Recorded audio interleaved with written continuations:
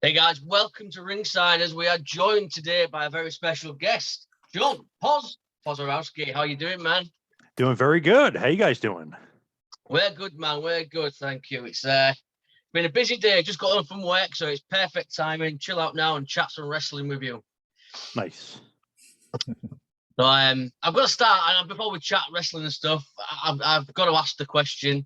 I'm a Hulkamaniac as well. What was it like interviewing Hulk? Oh man, that was a dream come true. If you have like the bucket list of like guys you want to interview, who I always have a list. He's the Yeah, top guy. If I have to make a new list, he moves to the top. Yeah, he's always the top guy on the list. So that was like the almost like, hey, I guess I can retire now. The top guy on my bucket list is gone. But yeah, he's the like the number one guy. It was just like, wow, this is pretty surreal too. It's like awesome. yeah, Finally get to chat with the Hulk. I didn't care, how long it was. It was just like, wow, this is unbelievable. We get to get Hogan on for a few minutes.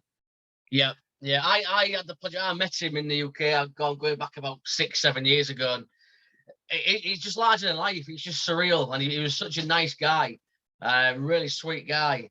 But like you said, man, it's just like I grew up. I was a wrestling fan because of Hulk Hogan. I'm Yep. presuming that was the same for you. Yes, absolutely. As soon as I saw him, God, I must have been 3 years old. I know my dad obviously liked wrestling. He Yeah. actually sold insurance to Pedro Morales. So I mean, he knew wrestling was Wow. was like around wrestling here in New Yeah. Jersey. But as soon as I saw Hulk, there's like a large cardboard cutout of Hulk, or saw him on TV, became just enthralled and like obsessed with him. Like, who is this guy? He's larger than life. He's a superhero. He's better than a superhero because he's real. He's not a Yeah. cartoon. I Yeah. mean, he's just awesome. And I met him a few times, just on autograph signing stuff. He might be the nicest guy ever just to meet inside because he loves his fans. Yeah. I've always Yeah. heard that about him. You never hear a bad story about someone meeting Hulk Hogan. He never even seems to have like an off day. Like everyone who meets Hulk Hogan, they always say what a nice guy he is, and he's Yeah. always ready for his fans. And you've got to respect that. I'm not the biggest Yeah. Hulkamaniac, but I do respect that. Yeah, he always keeps like a little line for everybody. Like everybody, Mm. he personalizes the meeting when he greets him too. Like years ago, Yeah. me and my buddy met him for some reason. Well, obviously, he looked nothing like the Hardy Boys, balding, Yeah. out of shape, everything else looked nothing like the Hardy Boys. Me and my friend, he was just joking around with Jimmy Hardy. He goes, "Hey, the Hardy Boys are here," and we actually went back into the line again because my brother and my friend's brother wanted books, so we went back into the line again. He goes, "Oh God."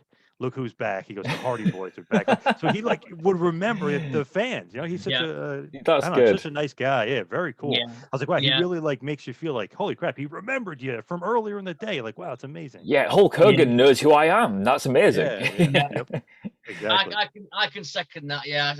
It was just surreal walking up to him and Hulk. I'm like, I said to my friend who I went with, I was like, Hulk Hogan just called me brother. I mean, it's just something as simple as Hulk Hogan calling me brother. I was like, this is it. It's just amazing. This is the greatest thing That's ever. like getting the shades off Bret Hart. Hulk Hogan Yes, calling you brother. yes, That's a yes, bucket list moment.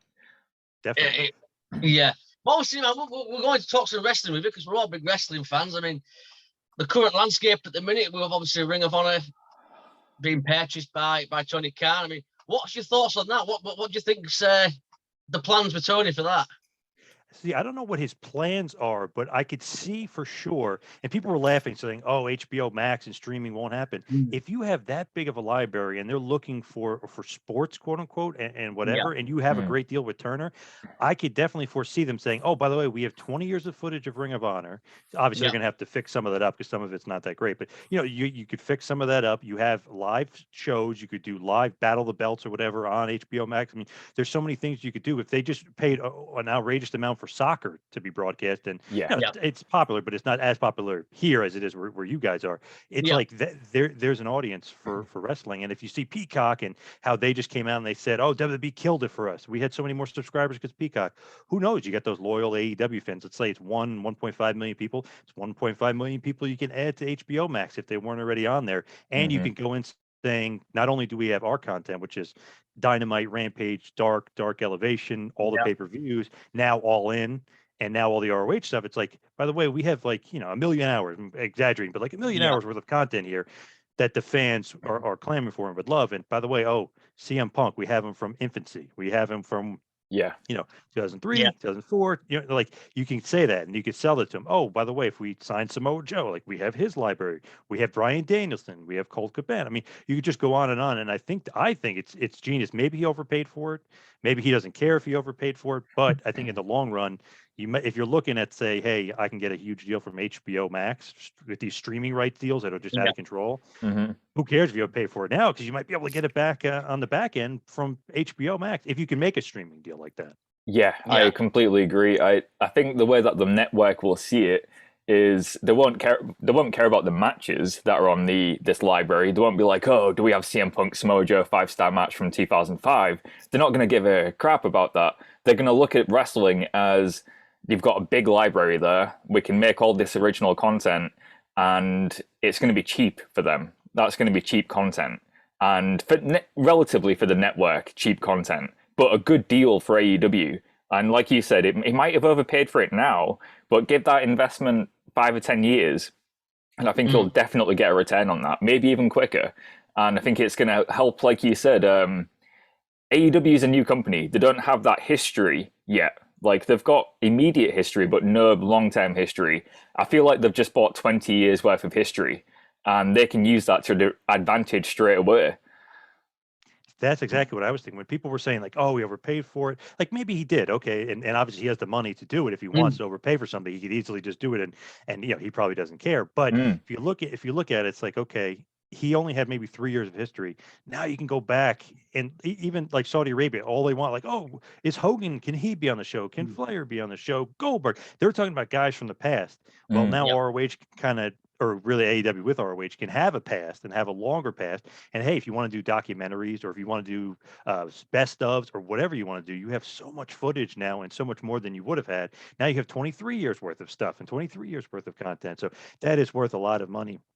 Whether you like the current product, don't like the current product, whatever it is, you still, like, let's just say you have any of the, like Mick Foley stuff. Mick Foley was in Ring of Honor. You put his name on there. Ricky Steamboat, he was in Ring of Honor. You put these guys' names on it. AJ Styles. You put their names on it. It makes it more appealing, especially to, let's say, HBO Max or somebody that knows a little bit about wrestling. But they're like, oh, really? Oh, you had this guy in the past. You had that guy in the past. That's great.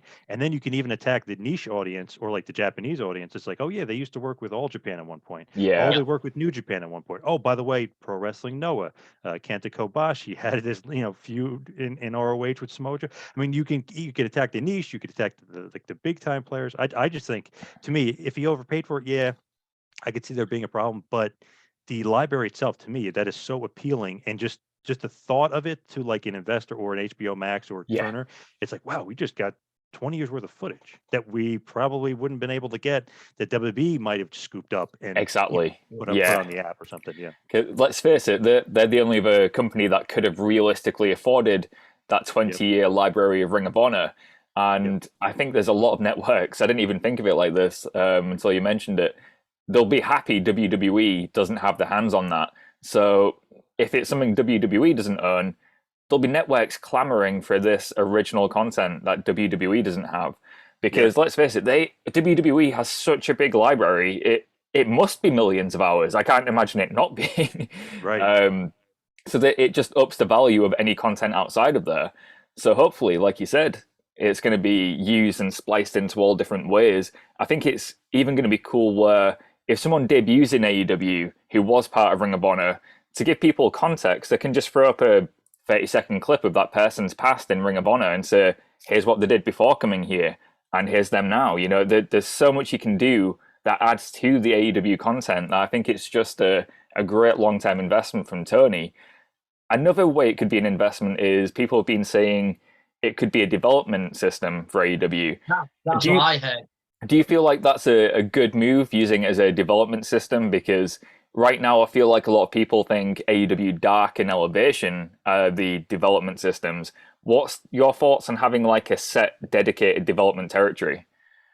They could do that, but then that's going to end up costing them even more money. You know what I mean? You already pay for library. Now you got to run live shows, and you have to have people in charge, and you have to have the talent. Like in theory, it's a good idea because let's say FTR is not doing anything on TV. Well, Ring of Honor, you do a show with them, and maybe it's a smaller crowd, but they could be wrestling somebody and helping elevate other talent and building up guys and stuff. Almost like Ziggler right now. He's in NXT. Obviously, he's helping Ciampa. He's helping not really Ciampa so much, more Braun Breaker, and that he's trying to like help out down there. So to me, it could work in theory, but it's going to cost a lot more money to run them as a developmental and to do that.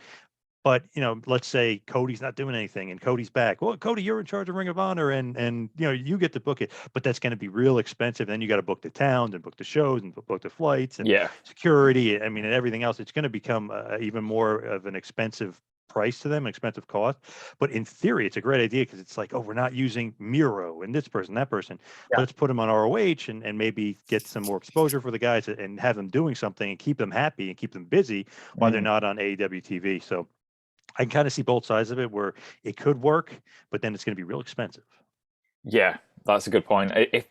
If they use their own talents on the Ring of Honor shows, I get that. And even to an extent, I get why there's a report came out earlier saying that Tony's not keeping on any of the Ring of Honor talent that was previously signed. I do kind of get that because the talents were released from the company in the first place. It's up to him who he re-signs and puts into Ring of Honor. If they do Ring of Honor shows again, I don't know. Part of me thinks you don't buy a 20-year library with all this history and then class it as a development system. You run it as its own separate entity, and you just happen to send guys there. It's another company you own. Treat it as not an equal, but treat it as Ring of Honor. I think if you try and label it as development, even if you're using guys from your own company there, they're not going to be happy at the term of you're in developmental again, Yeah, it's going to be thought of as less than, Exactly, It's a very tricky purchase, I think. There's clearly plans with it as well, because he said, I think I read an interview yesterday where he said he's going to be booking the shows. So wow. Yeah. How many hours does this guy have in a day? He owns a football team, an American football team, and 2 wrestling companies, and an analytics company. I don't get how he does all this, but fair play to him. I'd love to see his time management skills. I'd love to study that. He'd be the guy for it. I mean, he's got so many things going on. Absolutely. But the good thing as well, like you look at Tony Khan, I know he's going to be booking it, but he's got good heads around him. You look who he's got. He's got an Arn Anderson and Tully Blanchard. You've got William Regal now. I mean, he's got the heads there that can help him produce a wrestling show. I don't know what your thoughts are, John, but I mean, do you think that's something WWE's lacking now? Where back in the day, Vince had people like Pat Patterson, JR around him. Do you think he's lacking that now with what Tony's got?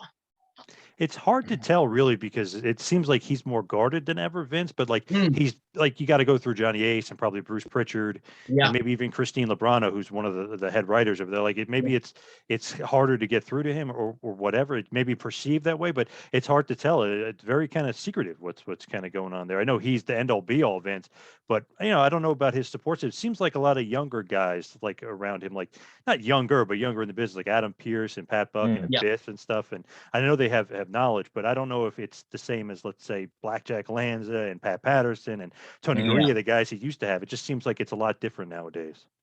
Yeah, and obviously speaking of talking to WWE now as well, we know Vince is the be all end all, but I mean, what's your thoughts on the new NXT 2.0? I mean, do you think Triple H is gone for good from NXT? I mean, seems like it. I don't know. They to me, and somebody said it was symbolism, and I kind of thought so too. When Braun Breaker came out and they put Triple H's symbol out and he kicked it and broke it in half, kind of to me was like weird symbolism. Like, okay, I guess he really is gone. They took away his logo, they took away his colors, they took away all his guys. I mean, Road Dogg, Regal, Gabe Sapolsky, Ryan Katz. I mean, they took away most of his guys too, his like lieutenants, guys that he says in interviews before that he would take up with him if he was put in charge of WWE, and just gone like that. So it seems like he's definitely gone. He's definitely away from NXT. I know he had some health problems, obviously, with his heart, but it just seems like Shawn Michaels is in charge now. I know it's his guy too, but you never know Michaels, his reputation being kind of political and, not to say anything bad, but he's been known to be a little political and kind of get his way. So he's in charge now, and Triple H definitely is not. He just seems like he's gone. Oddly enough, I mean, they changed everything that he stood for NXT and got rid of most of his guys. It makes you wonder as well, if Triple H isn't safe, nobody is. Like, if Right. Triple H is up for like being demoted and erased from NXT history, 'cause they haven't mentioned him since 2.0. He hasn't been mentioned once. If Yep. Triple H isn't safe, nobody is. And I think what did that's the Vince- terrifying thought. And what did Vince just say in that interview with Pat McAfee? He expects more from family members. So Yeah. Yeah. Yeah. I mean, and he didn't say family; he said family members. So that's like a son. Yeah. Like that. That's what the impression I got there. Yeah, So I was absolutely. like, whoa, okay, like damn, Vince. well, that's it. Yeah, was that a dig at Triple H? I mean, could it have been a dig at Shane as well? I mean, there was all that drama with Shane in the Rumble. I mean, Mhm. that was it. But what's your thoughts on 2.0, John, as well? Oh, I kind of like it. I don't know. I've been kind of getting into it a little bit. I like Braun Breaker. I kind of like how like a bunch of the guys. It's almost like sink or swim. They're like throwing Grayson Waller out there, and it's like let's see if you could do it. Let's see if you can make it. So sometimes obviously the guys trip and fall and make mistakes, and they're not maybe ready for the moment. But I kind of like that. The way they go about it, it's like sink or swim. Let's see what you got. I know you got LA Knight and Ciampa, veteran guys to help these guys, and Roderick Strong to help these guys alone. But I don't know. I kind of been enjoying it. It hasn't been great, but but it hasn't been bad either. I kind of been enjoying it for the most part. They've really been doing, I think, a good job with Mandy Rose and the women, and kind of making them seem more important. Yeah. And I know Breaker lost the title, but I just love what they were doing with Breaker. Yeah. He is a future, like, he's already a star now, but I mean, give him 5 years, we're going to be talking about Breaker the same way we talk about Roman Reigns. There's no way that guy doesn't win multiple world championships. He's totally just that agree. good. Yeah. I totally agree. If he doesn't, they've screwed up big time. He's one of those guys, like when Lesnar first came around, it's like there's something about this guy. Yeah. He's somebody. Like if they screw it up, that's on them because he's got star written all over him. I love Breaker. Mm-hmm. Yeah, he's got everything. I said to Callum as well, joking last week because I had it on in the background. It's amazing how much he sounds like Scott. I just said to Callum, I could close my eyes. It's like I'm listening to Scott Steiner. But you're right. He's got everything. I think he's going to be the next big megastar in that company if he's right. Obviously, like you said. I was saying to Callum as well, I mean, I don't know what your thoughts are, Joe. I read a few weeks ago, maybe a month or so ago, that company officials weren't exactly happy with 2.0 at the moment. Do you think Dolph Ziggler, do you think they've hit the panic button a bit and they've brought a main roster star up, so to speak? I don't know. It's kind of hard to tell with like who they like or who they're going to push or like who's going to be like that next main roster star, because you think and then you don't. Like I thought they were going to do something with Big E. When Big E got the title, I was like, okay, I guess he's getting this big push, and he didn't. I mean, he was booked horribly. He pretty much lost almost every match he was in. So it's hard to say. But with Breaker, I would make him the next star. It seemed like by him losing the NXT title already, by him getting a win on Raw over Ziggler, just seems like, okay, Vince saw him. He likes what he sees. Like, get the title off of him and get him up here. Let's make him a star ASAP. Because it seems like Reigns and Breaker could be like, not now, maybe like a year from now or something, could be like the collision course maybe, because nobody could beat Reigns. He's beating everybody. Maybe he's like the young guy who comes up and eventually beats him, maybe a year from now or so.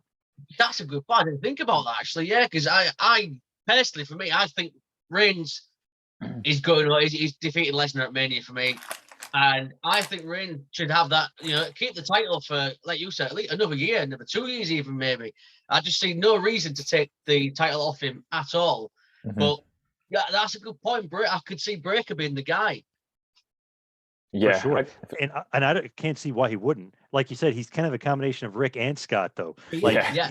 But like that perfect combination. Both obviously are awesome, but it's like he could talk, he can move, he could wrestle. He's got the look. He's got that weird kind of like nuttiness about him. Where you like, it's almost like he's so unpredictable. I love that. But I think he's a star in the making. Mm-hmm. Yeah, absolutely.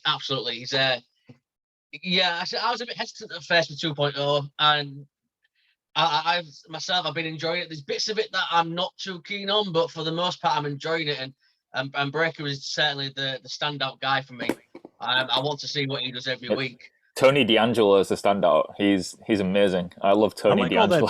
I like all that behind the scenes stuff. Like they do. Like D'Angelo's doing interviews from tables that doesn't look like he's in the building. You know what I mean? It looks like he's somewhere else. I like that. Yeah. Like he used to get back in the day. I mean, I miss those vignettes where it'd be like Carlito is coming to SmackDown, and you'd see him spitting in the face of people. And before he even got to SmackDown, you knew about this guy. You knew what he was about.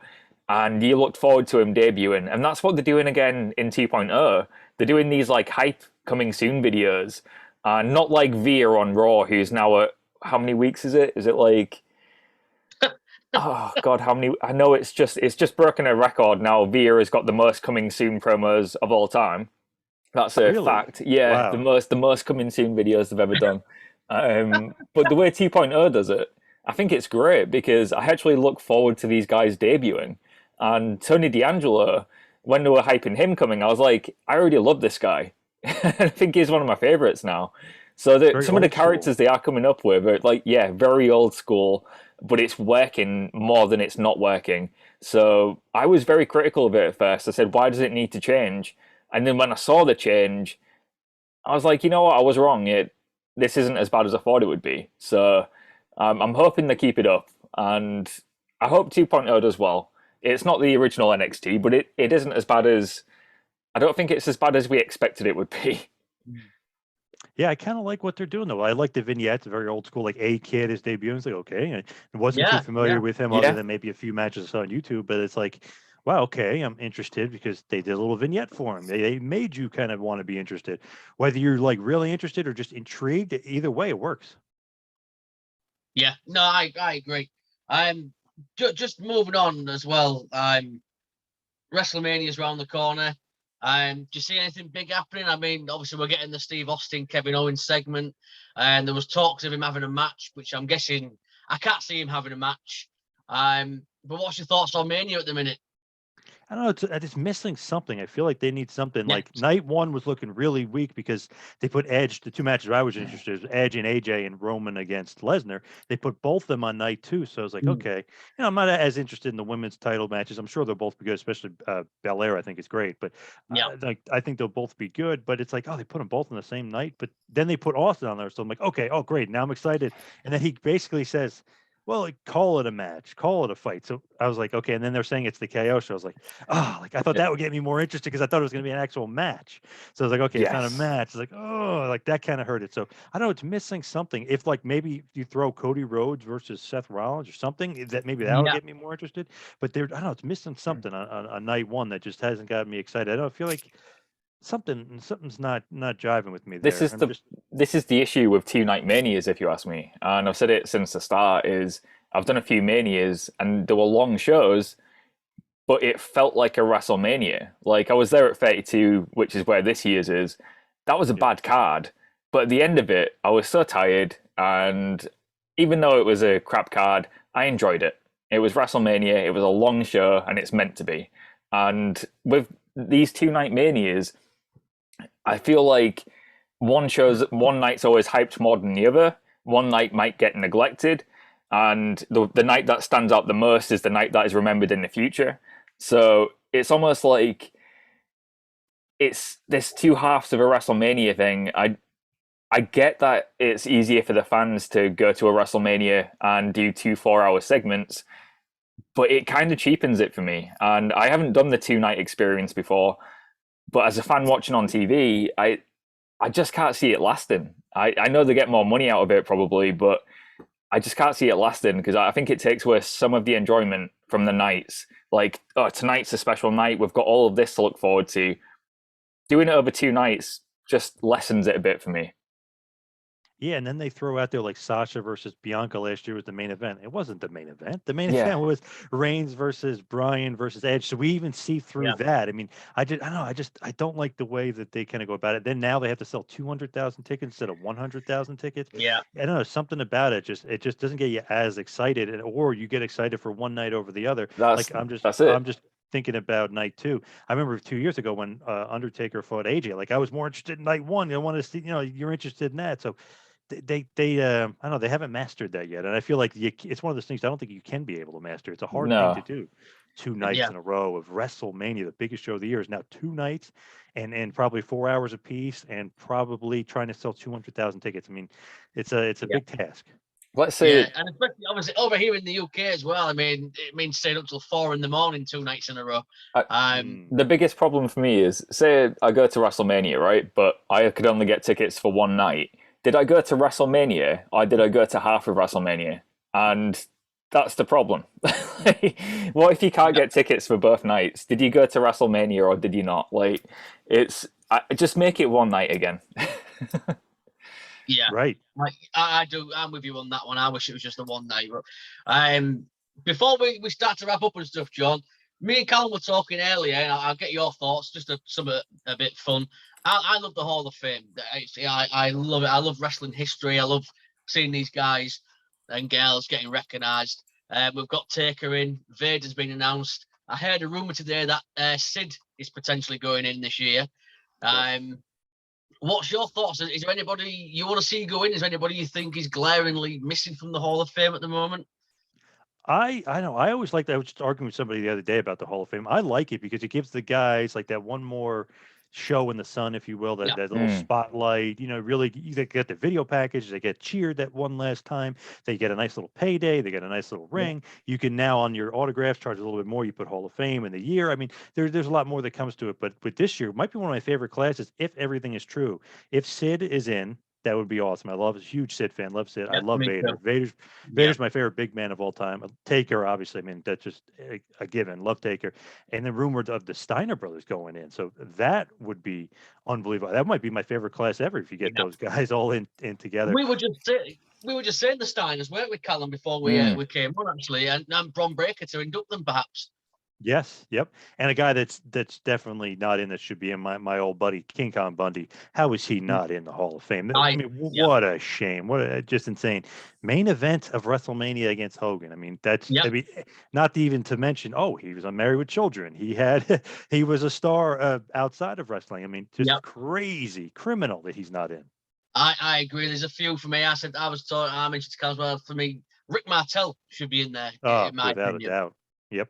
I think Rick Martel, he's a King Kong Bundy. I mean, does the one man gang have a claim? Oh, he should be in too. All those guys from that era that drew big money during the Hogan era, all those golden era guys for sure should be in. Man, I just can't believe a guy like Bundy, a WrestleMania main eventer. You just look at like the history of WWE. It's like, how do you miss that guy? How do you miss that? Yeah, totally agree. And do you think I'm thinking the female entrant this year? I'm having a little stab at Mickie James potentially. Really? I didn't hear that. I wouldn't mind that at all. That would be good. For some reason, I keep hearing Charmel, Booker T's wife, was going in. I don't know. Okay. I don't know where that Queen Charmel. I don't know where I heard that from, but I heard that was a rumor that she might be the woman entrant. I imagine because they're in Texas. Possibly. Yep. Yeah. Yeah. Well, I mean, one final question as well, John, on the Hall of Fame. Do you think Miss Elizabeth should be in there? Oh man, for sure. It's actually criminal that she's not in. She should have been in a while ago. Some of them I just don't get. I guess it really is maybe Vince forgot about them or doesn't think about them or whoever's a part of like the little mini committee with Vince that discussed the Hall of Fame. I don't know if they forgot about her. It's just weird that she's not in already. I mean, some of these guys are like her. I mean, Slam Dunk should be in. It's just crazy. It was part of probably the biggest storyline maybe they ever had with the Mega Powers exploding, and she's right there in the middle. Everybody remembers Miss Elizabeth. So that's another head scratcher. Why she wouldn't be in is nuts. Yeah, I agree. I've always wondered that. Yeah, like you said, King Kong Bundy definitely, Rick Martel, Elizabeth. I always wonder why Demolition aren't in there, but I don't know if there's some issues there with Vince and Demolition. Yeah, I think because Demolition tried to sue them. That they're kind of incommunicado, I guess, they're off the list. But this year, 35-year anniversary of Demolition, I would put them in right now. Yeah, call me crazy, but I would. And just, forget about the legal stuff that's in the past. Just, it's about wrestling history and preserving it and guys that deserve to be in. And I think Demolition definitely deserve to be in. Oh, 100%, 100%. Well, John, it's been amazing. We're massive fans. I'm so glad we got you on. Yeah, honestly, it'd be good to do this again. It was good just talking about wrestling with you. Yeah, appreciate it, guys. Thank you. Stay in touch, man, and get you back on down the road. But before you go, I mean, anything you want to promote, plug your stuff? Sure. Yeah. You can follow me on Twitter and Instagram at 2Man Power Trip. Check out the website, tmptempire.com and Patreon, patreon.com/tmptempire. I got shows with Dutch Mantel, Kevin Sullivan, Dr. Tom Pritchard, Just Incredible. My interview shows that, we have everybody from the Hulkster to Jerry McDivitt to an old interview with King Kong Bundy, and One Man Gang was also on the show at one point. I mean, they interviewed a lot of guys, Goldberg, Hall, Nash, Six. So pretty good stuff. Pretty good library. Vader himself was That's once interviewed impressive. not that long ago. Yeah, so That's a who's who of wrestling history right there. So definitely check that out. yeah, for sure. So I got some good ones, but just follow me on Twitter and Instagram, and you could find out from there about the past archives of great interviews. Excellent. Well, John, can't thank you enough. We'll definitely stay in touch. But for now, John Pozarowski, thank you very much, man. Thank you, guys. Thank you, Appreciate it. John. Take care. Take care.